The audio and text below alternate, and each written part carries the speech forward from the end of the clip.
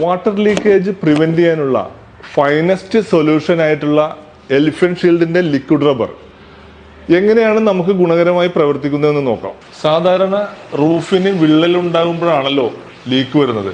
ഈ എലിഫന്റ് ഷീൽഡിന്റെ ഒരു protective layer ഈ റൂഫിൽ കൊടുത്താൽ അതിനുശേഷം ക്രാക്ക് ഉണ്ടാകുമ്പോൾ എങ്ങനെയാണ് ആ പ്രൊട്ടക്റ്റീവ് ലെയർ റൂഫിനെ സംരക്ഷിക്കുന്നതെന്ന് നമുക്കൊരു എക്സ്പെരിമെന്റിലൂടെ നോക്കാം.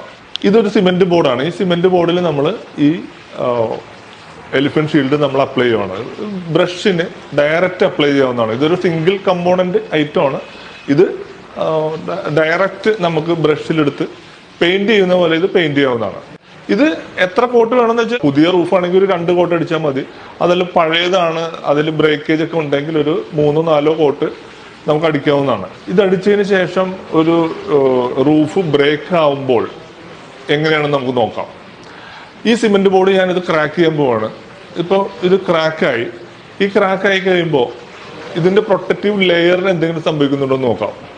ഇത് കണ്ടോ, ഇതിന്റെ ഇലോങ്ങേഷൻ ശരിക്ക് അതാണ് ഇതിന്റെ ഒരു ഏറ്റവും നല്ലൊരു പ്രൊട്ടക്റ്റീവ് പോയിന്റ്. ഈ ഇലോങ്ങേഷൻ ഇത്രയും കിട്ടുന്നതുകൊണ്ടാണ് നമുക്ക് ഇതിലേക്ക് വെള്ളം ഒട്ടും ഇറങ്ങില്ല എന്ന് നമുക്ക് പറയാൻ പറ്റിയത്. അതുകൊണ്ട് എത്ര വലിയ ക്രാക്ക് ഉണ്ടായാലും ഇതിന്റെ ടോപ്പിൽ അതിനനുസരിച്ചിട്ടുള്ളൊരു കോട്ടിംഗ് തിക്നെസ് ഉണ്ടെങ്കിൽ അതൊരിക്കലും ബ്രേക്ക് ആവില്ല. ഇപ്പൊ ഇത് വെള്ളം ഒഴിച്ച് നോക്കുമ്പോൾ കണ്ടോ, ഒരു തുള്ളി വെള്ളം പോലും താഴേക്ക് ഇറങ്ങുന്നില്ല, ഇത്ര വലിയ ബ്രേക്ക് ആണെങ്കിൽ പോലും. അപ്പോൾ 100% നമുക്ക് വിശ്വസിക്കാവുന്ന ഒരു പ്രോഡക്റ്റ് ആണിത്. ഇത് നിങ്ങളുടെ റൂഫിനെ ഇത് 100% പ്രൊട്ടക്ട് ചെയ്യും.